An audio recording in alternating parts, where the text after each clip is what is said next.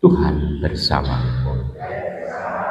Inilah Injil suci menurut Santo Matius.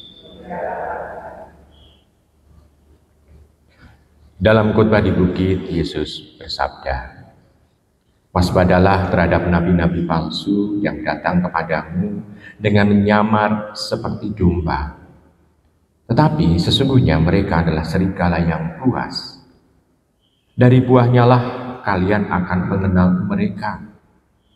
Dapatkah orang memetik buah anggur dari semak duri, atau buah ara dari rumput duri? Camkanlah, setiap pohon yang baik akan menghasilkan buah yang baik, sedang pohon yang tidak baik akan menghasilkan buah yang tidak baik.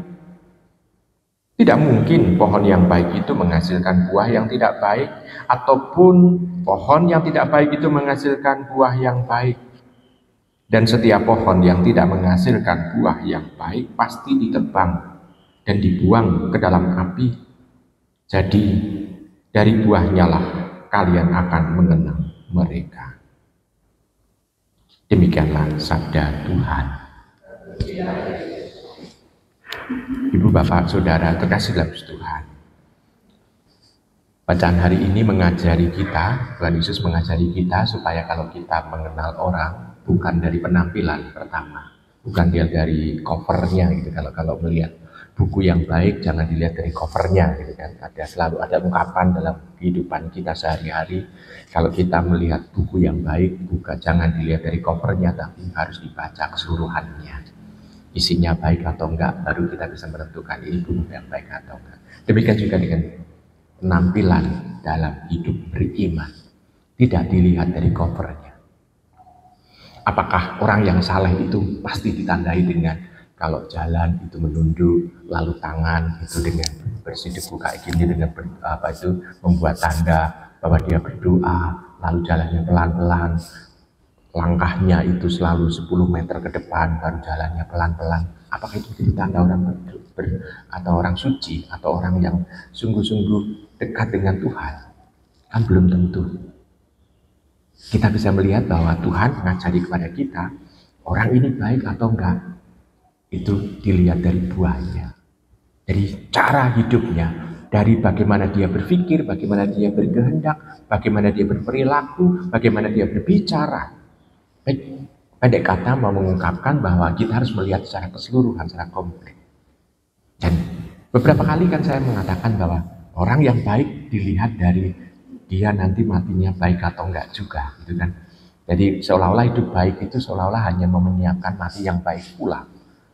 Ibu, Bapak, Saudara terkasih dalam Tuhan, itu sebetulnya yang mau diungkap oleh Tuhan Yesus, bahwa kita dalam hidup ini itu harus memperlihatkan kebaikan dan perjuangan yang menampakkan ke arah yang baik itu pula. Dan di situ mau mengungkapkan bahwa kita memang sungguh berjuang untuk menghidupi sabda dan firman Tuhan dalam kehidupan kita. Kebaikan itu sebetulnya ditampakkan bukan untuk direnungkan, bukan untuk diomongkan, tetapi dipraktekkan dalam kehidupan yang nyata. Dan Tuhan menghendaki supaya kita bisa menghasilkan itu. Kalau semakin dalam kondisi orang beriman itu, dalam berjemaah itu, semakin menampakkan buah yang baik, maka tampak jemaah itu sungguh-sungguh adalah jemaah yang baik pula.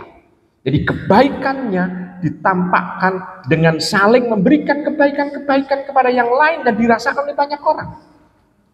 Sehingga kita bisa melihat paling tidak dampaknya adalah ditampakkan dengan komunitas yang pertama yang ada di Antioquia. Karena kebaikan mereka, sehingga orang-orang yang ada di luar gereja atau di luar pengikut Tuhan menamakan, oh ini adalah orang Kristen. Jadi kita bisa melihat, karena apa?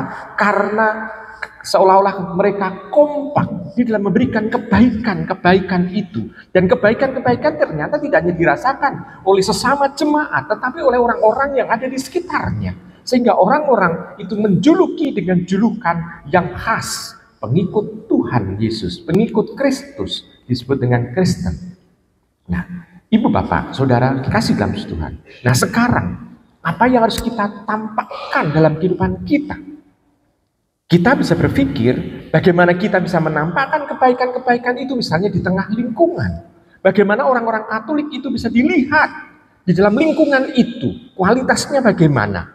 Apakah ini adalah sungguh-sungguh luar biasa sehingga orang-orang yang bukan pengikut Tuhan justru melihat ada keutamaan yang diungkapkan di sana.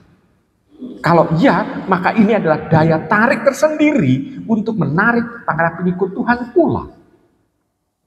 Nah, Ibu Bapak, Saudara kasih dalam Tuhan, buah yang baik di sana diungkapkan itu menjadi daya tarik tersendiri. Orang yang misalnya membeli buah yang enak di pasar, dia tidak akan tanya wujud pohonnya bagaimana, karena yang mau dinikmati adalah buahnya, bukan pohonnya.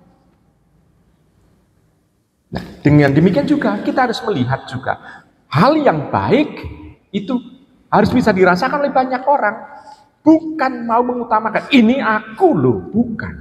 Jadi yang diutamakan adalah kebaikan itu sehingga bisa dirasakan oleh semua orang, bukan mengandalkan kesombongan diri kita bahwa kita memang sudah berbuat baik. Ini juga menjadi bahan permenungan bagi diri kita. Memang kita dituntut untuk melakukan kebaikan, tapi bukan untuk menyombongkan kebaikan itu. Ada banyak orang yang punya pikiran, biarkanlah kebaikan-kebaikan itu diterima oleh banyak orang. Dan biarlah orang yang melakukan kebaikan-kebaikan itu tidak dikenali. Kenapa? Karena biarlah dia dengan bebas melakukan kebaikan-kebaikan yang lain pula yang bisa dirasakan oleh banyak orang. Lalu saya ingat dengan peristiwa misalnya yang dialami oleh Mother Teresa atau Ibu Teresa atau Santa Teresa dari India itu. Dari Kalkuta. Kita bisa melihat di sana. Setelah 30 tahun dia berkarya membantu orang-orang kecil. Lalu dia dengan tenang dia bisa melakukan karya itu karena tidak disorot oleh wartawan, tidak disorot oleh kamera. Dan dia bisa melakukan dengan tenang. Tetapi setelah dia menjadi misalnya disorot dan diberitakan di media massa, dia tidak dengan bebas bisa melakukan kebaikan-kebaikan itu. Kenapa? Karena selalu kalau dia mau melakukan kebaikan, selalu ada kamera yang nyorot dia. Sehingga dia tidak bebas lagi. Sehingga kita bisa melihat Tuhan Yesus menghendaki biarkanlah kebaikan-kebaikan itu yang dirasakan oleh semua orang dan jangan sampai yang melakukan kebaikan itu justru mau menonjolkan diri. Dan kita bisa melihat ini kan berlawanan dengan zaman sekarang. Kalau zaman sekarang ada apa-apa kan selalu selfie, sehingga yang ditonjolkan bukan hal yang baik namun diri pribadinya. Maka kita harus melihat bahwa ternyata Tuhan lebih menghendaki kebaikan yang sudah diberikan kepada kita bisa diteruskan kepada banyak orang, dan jangan sampai orang yang memberikan kebaikan ini justru yang harus ditonjolkan. Selamat merenungkan.